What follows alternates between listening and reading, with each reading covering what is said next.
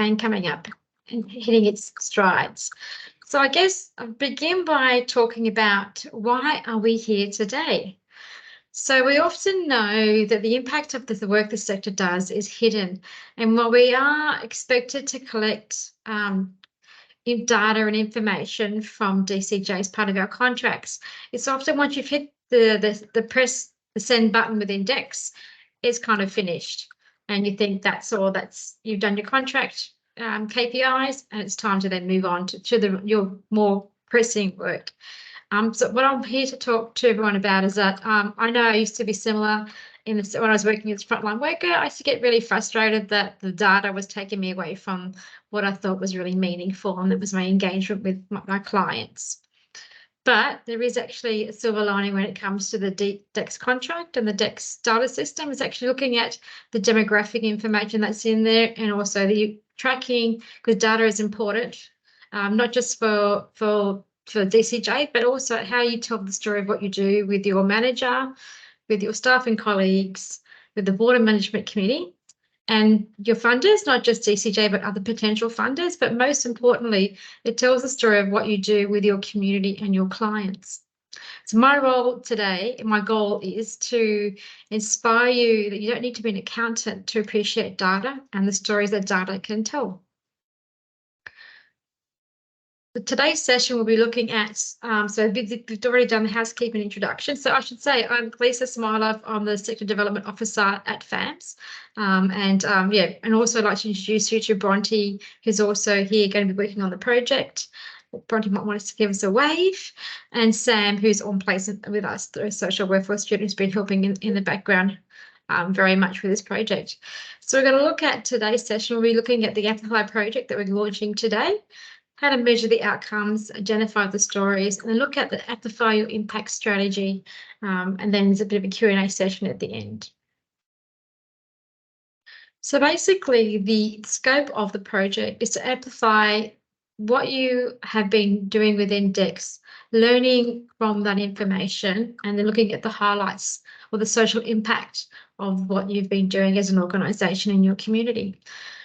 So we're going to take a deep dive into DEX and your reports in particular. We're going to identify the key stories, creating infographic tools and templates, looking at the impact strategy, how you're actually going to share with your community and with your potential funders and with your management, how you're going to share that information in a narrative that's going to be the best impact.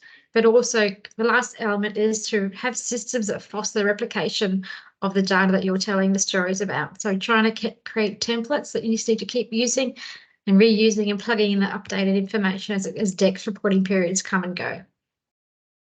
So the parameter of the actual DEX Amplify the project is 10 times 1 hour sessions with organisations. And it's around looking at taking that really intense arrangement we're going to have and working with you one-on-one or with your team, either online or face-to-face, depending on the locations of where you are, but also working with for purpose evaluations, doing some sessions with them around evaluating and the social impact dynamics of that. So eligibility is probably one of the key things we want to share with today, is around how you'd be eligible to be part of this project, recognising we're going to do an EOI process with 10 organisations across New South Wales. We're looking at minimum data set demographics that will be identified and de-identified, having some paired scored data within the DEX, looking at your internal and external referrals if you're tracking that, but also most importantly, the permission to share the DEX data with FAMS, and that we're going to be then using to highlight the work you do to the wider sector and hopefully to tell the story to, potentially to the ministers that may be funding your work you do. Particularly, we are looking for people from organisations that are remote and rural, ECHOs, multicultural communities, and also if you've got multiple service types and program activity types, so we can sort of see the breadth of what you're doing as an organisation in your community. So what you might be looking at is, my thing's not working. Okay, the steps to telling the DEX storytelling. So it's starting with basics. The project, we're looking at your table 2, your program logic. If you've mapped your contracts into DEX, having identified clients, looking at how you've been mapping your cases and sessions within DEX, and the referrals that have been entered, looking at the pre and post score, or now I think the terminology is initial and subsequent scores across the client's interactions, looking at the DEX reporting periods, focusing, obviously in January, we'll be looking at the, sorry, I've skipped a page. I'll go back to that in a minute. Looking at the reporting periods and then creating those stories. I'll go back to the timeline. So my apologies, I've skipped 2. So the project timeline is the EOI is opening today. We'll be closing on the 31st of October. So you've got just around a month to actually look at whether you've got the capacity to be part of this project. We're going to be notifying organisations that they're being accepted into on the 6th of November. Those organisations that haven't been accepted, we'll still work with them as part of the DEX clinic. It just won't be such an intense time spent with those organisations. So the project will commence officially on the 15th of November. We'll run all the way until the end of July. But with the actual data, stories and impact strategy sessions running from 15th of November to the 30th of June, and then a month after that to consolidate the latest reporting information that was got into DEX, and then having some Amplify project presentations, or they'll be under discussion with the organisation. Some may want to do a big presentation to the wider sector, others may want to focus on their own organisation. So it's not something that's compulsory to have a wider one, but we'd like to actually do that with everybody. So I'm going to quickly take you through a refresher around the eligibility of the project. So again, statistical linkage key, the SLK, you may all be familiar with. It's looking at having the first name, last name, date of birth, and gender within the DEX system. That is the SLK, it de-identifies. To get a higher SLK, it's actually when you're also adding the cultural diversity, Indigenous status, the disability status. It also would be around the housing type situation, risk of homelessness. All that information is really deep data to then utilise in the data storytelling you may be sharing. And of course, you've actually had the consent to store client information and consent to participate in research within DEX. That's the key elements for SLK. Any questions, please pop them into the comments as well. We can answer them at the end. So if I'm running too fast, let me know. Okay, a refresher on the DEX score. So as you know, it's initial and subsequent or pre and post score, turning a terminology, looking at the domains and your contract. So in some organisations, they've been scoring on all the elements of the domains, but really need to hyper focus on what you've been assessed to be working within the contract. So it's maybe reducing risk of child entering in the system. It may be around sense of belonging. It may be around education. It just looks at the element that's in your DEX contract. Your DCJ contract, sorry, but it will also be looking at if it doesn't feel right, having that conversation with your CPO around maybe amending the contract to be more meaningful. And again, the score needs to be paired. So same case, same session, same client to be paired across that time frame.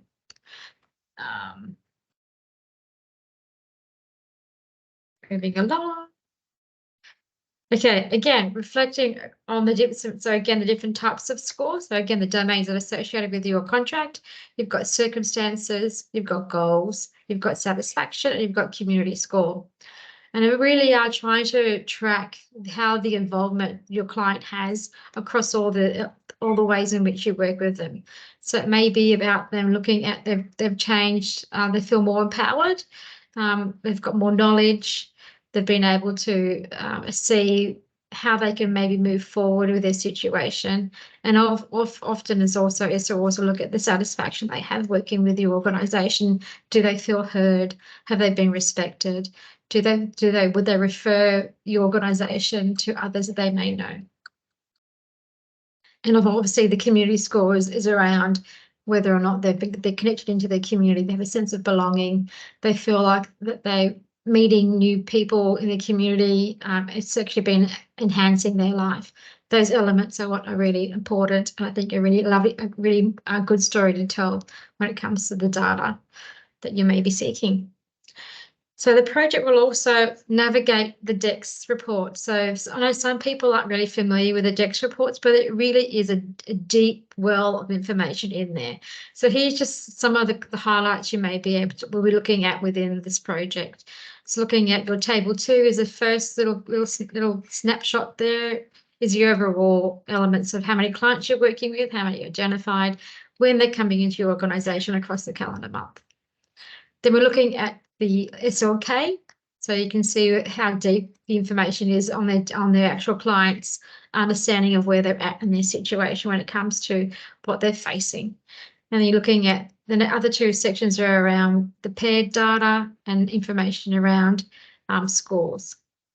So there's we're taking a deep dive in the project into understanding what those different snapshot screens are at and how you can actually work with that to actually understand, have continuous improvement along the collection cycle of the data that you're collecting and interacting with your clients. So what we could tell stories around would be around the story of why they came to your service, the primary reason and the secondary reason. Often there's more than 2 reasons, but we're looking at in those 2, and also where you're within your network and your community partners, where you're referring them to as well. So if they're internally coming into your programs or going out externally to, whether it's education or mental health, whatever it may, that story is actually really important to tell as well. Sees how connected you are, but also sees where the gaps are within your community when it comes to how to access and support clients. The next slide is around the story of who you support. So it would be around, this is an example of a play group looking at the ages, how often they come into the organisation, the shifts they have around understanding the parenting or the milestones of the young people, the parents and the children are moving through. And also, I guess, the reason why they came in for assistance as well. So this is, you can do it.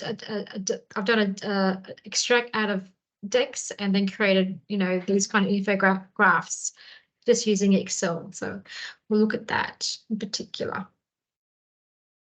And the next question, one is around the story of them measuring impact. So how they have moved across, how you influence them and measure their impact from change. So it could be around the score, is around circumstances and community. I've just picked 2 to highlight here. Is the shift of when they first came into you and then as they've moved through, recognising also that clients will come in and out of their situation, maybe feeling good about what's happening, and then they may go back down to feeling not so great because they've had a really bad morning or they've had a bad week, feeling that they're not feeling that they've moved forward at all. So recognising that could happen.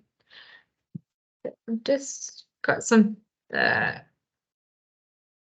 LCSA has popped in something. We'll talk about that. I'll give you some time, Grant, at the end of this. You can talk about that in more detail. So what we're going to be creating, so we're going to do the deep dive into your DexLand reports. We're going to be pulling out those data stories, and then we're going to look at creating some tools that are infographics that are really about connecting with your community in particular. So I've just got some examples here. I've got some from MWA, which I think is really, and it's also, you can flag around certain timing. So they chose Homelessness Week to really highlight who they work with and why, what they do. So you can look at within your year, you can see where there's some, maybe there's Neighbourhood Centre Week or maybe it's Child Protection Week. You can really take a deep dive and really extract that information into a really infographic that's going to share that story. You can also, I've got Youth Action here as well, showing that you can do like a monthly highlight of all their interactions. So it's around creating an infographic that's meaningful to you, the organisation, but also something that may be of interest to get people to come into your organisation and be part of what you do. And I'm also just sharing here the infographic I've created around the DEX support project that we're just finishing up. So how many sessions have we had, the demographics of those people. Even though I haven't got identified data, I've actually got a system that I created of the types of service types that you're in. So whether you're a playgroup, an ACO, remote removal, I looked at that and extracted that information. But in particular, I grabbed some quotes as well. So when you have an infographic, it's about pictures, it's about some language, so, and also around creating that interest. So people will go, okay, this is what you do, this is what your impact is, and maybe that's will generate the interest to move in to working with you. Okay. And I'm moving quite fast, so I recognise we can stop and have a bit more of a conversation. I just want to run through what we're going to be talking about, and then I want to hear from you what you think about this project. So again, to recap, we're going to be looking at in the project, looking at your DEX reports, looking at how you'll be mapping it, the demographics of who you report, who you're actually supporting, and the occasions of service. Looking at also how you're going to measure the impact. So when it comes to looking at the score in particular and satisfaction, and then take a deep dive into what the knowledge is within DEX and then how you can pull it out to tell stories. Because the data collection is just the beginning of, I think, the stories that you do. And I really want my goal is to really have those light bulbs of interest go off for all the organisations and for yourselves, but also for the wider community, because that's the hidden stories of what you do is, I think, is a missing opportunity within the sector to actually highlight what you do, because it's so important, but it's often very much hidden. And then thinking about what you want to highlight and how you want to share those stories. Okay, so the EOI, as I said, is about to go out. I'm going to send an email following this conversation with everyone, so you can click on the EOI link. It will only take you a few moments, but I guess the discussion you will need to have is with your management that you do have interest to be part of the project, but also permission to share your data with FAMs, so we can then share what you do with the wider sector. That is really the end of my presentation, because I really want to hear from you. One has have a bit of a Q&A session now, and maybe a show of hands or thumbs up if you'd like to be part of this project. If you want to have a little bit of think about what you may be looking at sharing, the stories you may have within your organisation, who you'd like to share it with. So we're going to map, do a bit of a brain dump, mind map of who be interested in what you do, and then add other questions or comments about today's session. So I'm going to open it up now to you guys. Okay, Catherine. Sorry, Lisa, would you like me to unmute? Yes, please. Yes, so that we can all have a bit of a conversation. Yeah, you can unmute now. Yeah. Hi, Catherine. You on mute still, sorry. That mic. There we go. Yep. Are you working now? No. Yeah. Can you hear me now? I can hear you now, yes. Right. As you know, we've had a bit of issues with our data collection and DEX. Are we still, would we be suitable to be part of this project? Because I think it would be really helpful for us to get better at what we're doing. So, oh, sorry, my light's gone out. Hang on a second.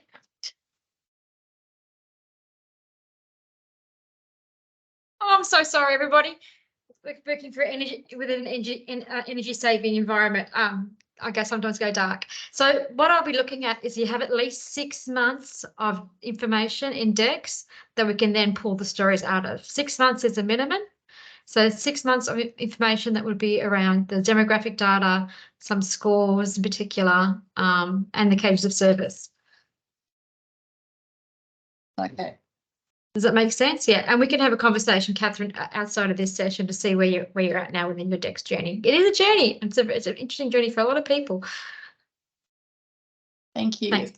Thanks, Catherine. Is there anyone else that would like to have it to add or raise some information or what their view on how this project may work? Anna. Hi, Anna. You should be able to speak. No, it's not working. Is that better? That's better, yes. Oh, hi, I'm Anna from Coffs Harbour Neighbourhood Centre. I just wanted to ask more about the permission element. So you said that only organisations can participate if they have permission for their DEX data to be shared with FAMs. Is that correct? That's right, yes. It's just maybe a conversation to have with your manager and maybe with your board management committee, just as long as we have the sign off. It's just So a protocol for us. So I'm not sure in terms of our client registration process, is it something that they have to consent to before we can actually share that data? Well, the information, so it's more, they've already signed off to have the information in DEX. It's more that the organisation has given FAMs permission to see your DEX reports. So while I'm doing coaching sessions with organisations and they're sharing their screen with me and I'm looking at the data, it's more that we can actually capture and snapshot that information. So it's a protocol that we're wanting to ensure that we've got permission. We don't want to have at some stage, you know, a management committee or a manager saying, how did you get that information from our organisation? We just want to, in the EOI, there's actually just a tick box saying, yes, you've obtained permission. So that would be a board decision?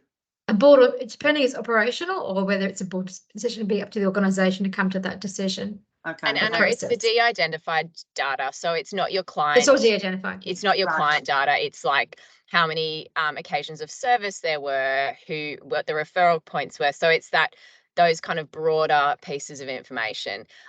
So just, you know, in terms of making sure that we have that sign off, but it's nothing about the actual clients that are in your service. No. We wouldn't be interested in that data. Okay, great, thanks. No, we never said the information. And you know, to be honest, DCJ doesn't either. So I know there's some people who are hesitant putting information into DEX. You think that you think the DCJ, will be able to then drill down into the clients, in particular that you're working with. They can't never do that. It's actually something that's actually, they're like little data points that they're not actually identified for DCJ employees. Thanks. Grant, from LCSA, do you want to have a bit of a chat about the link that you popped in and maybe a bit of an explainer of what you're doing there? Hi, no, it's Grant from Counterpoint Community Service. I just put the link in because we're a participant for that, just to give everyone a heads up, and maybe for FAMs and LCSA, maybe to have a conversation about the community scoring to make that better. We know that's an area and concern that needs to be more improved, to highlight really what everyone's doing for the community, as we do individuals, but I think we need to really advocate what we're doing for the community as well. That's really true. Yep. And so I was had a conversation today too with For Purpose Evaluations, who are working in that space as well, and we're potentially going to be doing some work with LCSA around the community score in particular, and around that space. Yeah, but it's a really good project. Thanks for popping in there, Grant. Is there any other questions or feedback or thoughts around what sort of stories you may want to share in this project?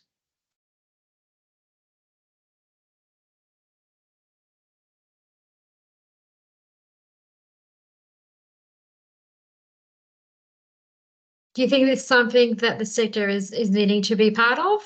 Because we want to make sure, you know, everyone's on board. We've got 50 people in the space. Sarah, hello, Sarah, from Northern Centre. Hi, how you going? Oh, I think it's a great program or idea. Like after doing those couple of sessions with you individually around our DEX data, the more you dive in, the more you realise there is to extract out of it and the stories you can tell out of it. So excited about the idea of templates that I don't have to then keep redoing. That sounds yes, that sounds really useful and time efficient, because as we all know, well, I feel like it's hard to find the time to spend on your data and to be able to pull out meaningful things. So to be able to have the opportunity to sort of do the deep dive and set up those templates and have that knowledge just to be able to then pull data and really be able to tell stories sounds like a really valuable idea. Thanks for sort of clarifying some of that consent stuff. I was a little bit, oh, how does that work? Because I suppose even from that client perspective, I'm thinking, well, I think we've definitely got consent to put it into DEX, but we haven't asked individual clients, can we then on-share that? And I just don't know if that's like a sticking point of how that consent piece works. No, it's not about the client's. It's permission. It's actually the organisation's permission just to share the higher level data. It's not the client's individual information. It's just a conversation to have with your management to make sure you've got sign off. Yeah. Does that make more sense to people? It does make sense. I just feel like there's still a link to the client, even though, you know, that's just probably me being a bit finicky about consent. But yeah. Well, within Dex also you've got the tick to research. So when they do in your conversation, that's with what clients, I think I need to check. Yeah. Yeah. So it'd be if that's ticked off, that's fine. If not, then it's a conversation with your management around the efficacy of sending information through, but also having a conversation with your clients going forward now that if you are successful, you'll be part of this project. Yeah. I'm pretty sure our consent form has a box on it around consenting to research or something like that anyway. But a lot of them do as a protocol. Yeah. Yeah, I think we do. Just got to double check it. Thanks. Okay, great. And then I've got is it Kim next? And then Cherie. Yeah, did you say me, Kim? Yes. Yeah.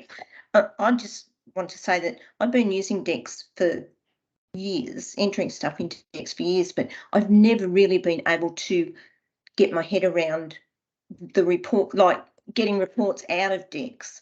So I really, I think that it would be great for us. Yeah, I know it's quite daunting because I know we're people, like in the sector, we're people, we're not actually data people, but I really want to share that there is easy ways, and my goal is to make it as simple as possible. That we'll set up systems and templates and infographics that are going to be just replicated. All you have to do is go back into your Dex every end of reporting period and just update those figures really simply. Yeah, it sounds great. Oh, good. I'm excited for you. Thank you. Great. Cherie, and then Danny. Hi. Hi, everyone. Can you hear me? Yeah. I just had a question about having at least 6 months worth of data already uploaded. When you mentioned the score as well, are you thinking that is 6 months worth of score, say from, I guess, now to November when it comes into place, or can it still be collecting and a little bit sporadic? Yeah. So the collection input would be June, end of financial reporting period, June. Yeah, because I said the project will go into next year, but the idea is from starting collecting now would be great because some people are already in that space. But if you haven't, from the 1st of January, you've got that 6 months to get some really deep information into Dex that we can then pull out into the reports and data stories. Yeah. Okay. Beautiful. Thank you. That's okay. And Danny. Hello. Sorry, I raised my hand multiple times without realizing. I was just wondering, it sounds fantastic and definitely something that I would love to be able to kind of allocate some resources for. But how are you going to select, I guess, is my question. How are you going to be selecting services? So the EOI process is through our supporter hub registration, and we're going to be looking at trying to identify the different cohort. So we're trying to tap into the different elements that we see the sector is actually participating in. So remote, rural, multicultural. We've got 10 organisations we're going to be working with, and be based through a selection process that the FAMS team here will assess based on the criteria of having the information in Dex system, having the permission and being in those sort of target groups that have got multiple service types, as well as the deeper information around demographics. So so I'll send out the link today, and it'll be putting your expression of interest, and then we'll assess and come back to you by the 1st week of November. Okay, wonderful. And then, I'm very interested in the templates as well. It sounds like that would be so wonderful to have. So is that something that will then be shared wider or broader afterwards? The 10 organisations will probably be like a pilot, and then whatever resources we've created as part of that pilot process, we'll be sharing widely with the sector. Absolutely. It's going to be on our website and resources. We'll probably do a bit of a deeper dive into how the project worked. With everybody, so it's something that everyone will have access to. Yeah.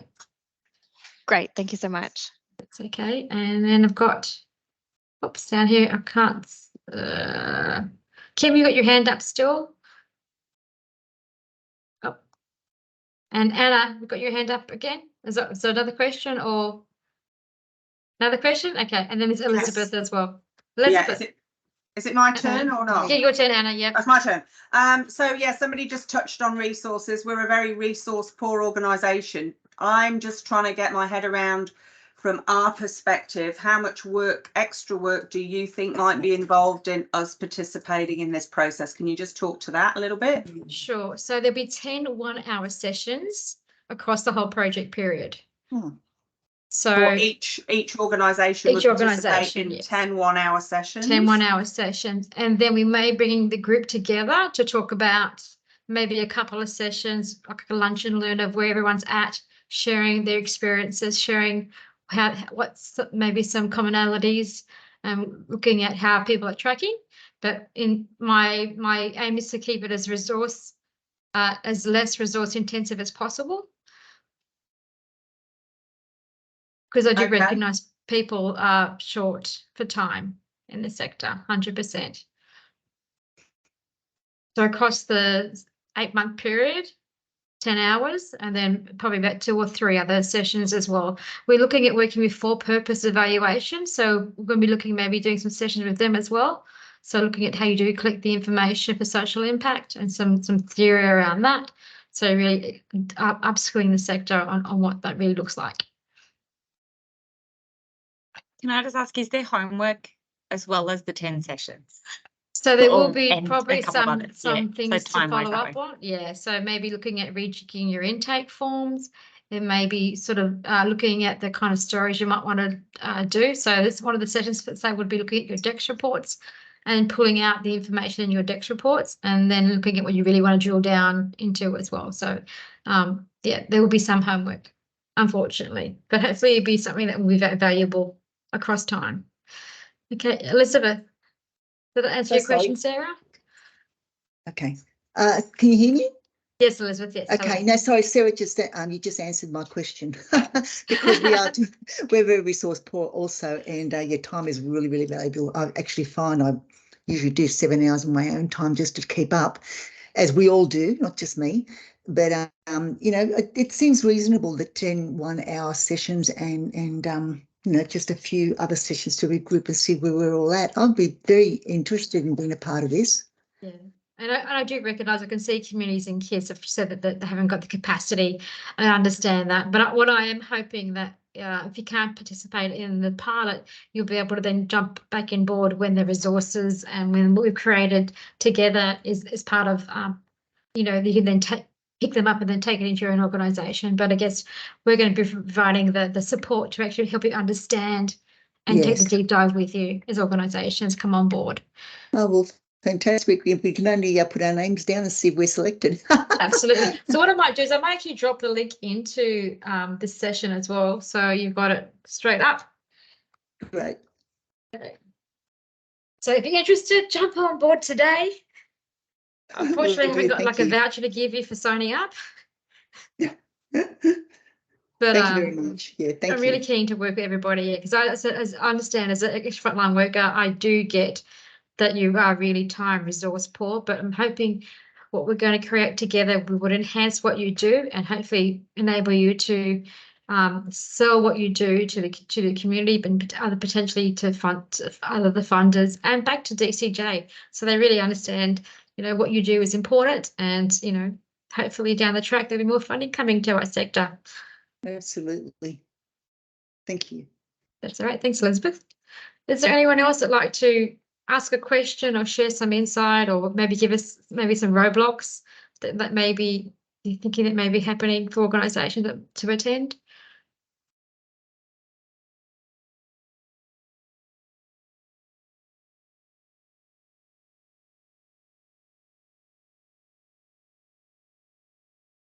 Maybe share what you're most excited about if you're going to be participating in this project as well, so I can gauge the interest and hopefully, you know, target that.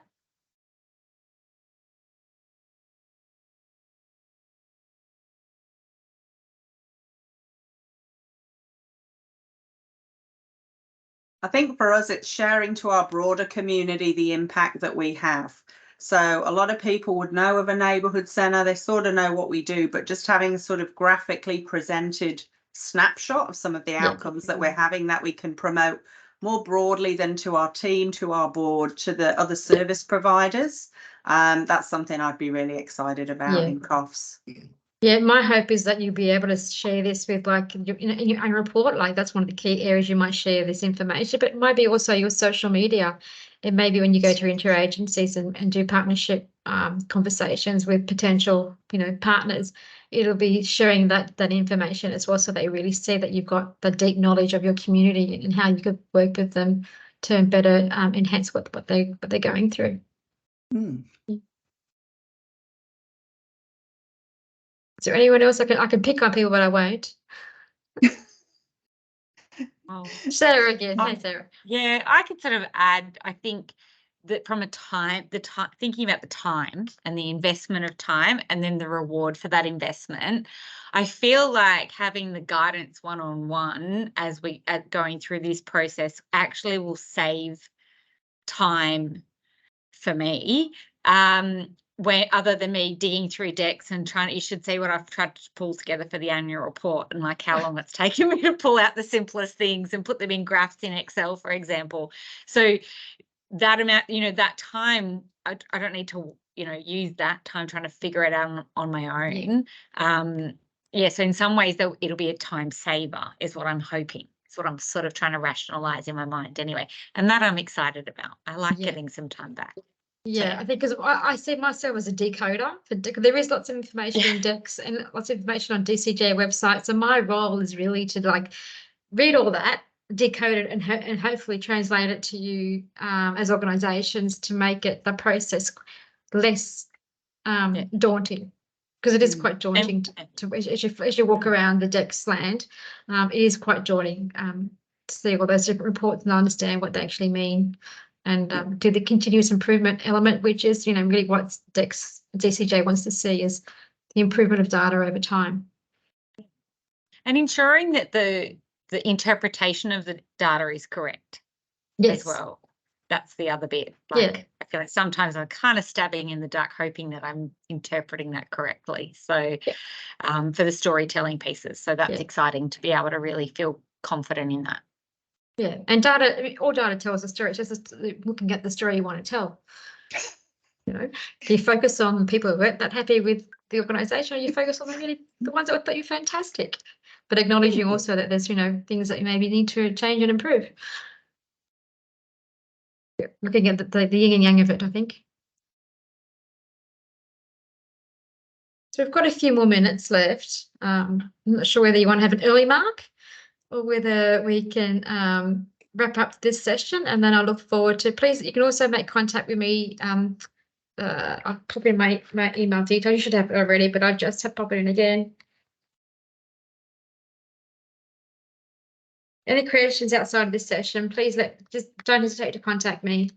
As I said, I'm really excited about this, to be in this space, because I do see it as an enhancement of what you do. I'm hoping it's not going to be something that's going to be too onerous to do and feel like, what's the point? It's actually about really selling what you do and how you do it, and what amazing organisations you are and the clients that you work with and the benefit they get from interacting across all your services. Any further questions or comments? No. Well, thank you everybody for taking time to meet with us this morning. I really hope that you will be part of this project, if not part of this project and the pilots of it, but you'll be able to utilise the resource that we're going to create together for the wider sector to be part of. Definitely. Have a lovely day and afternoon, and we'll see you hopefully in the not so near future. Thanks, Lisa. Thank you. See you. Thank You're you. welcome. Thank you. Bye. Bye now.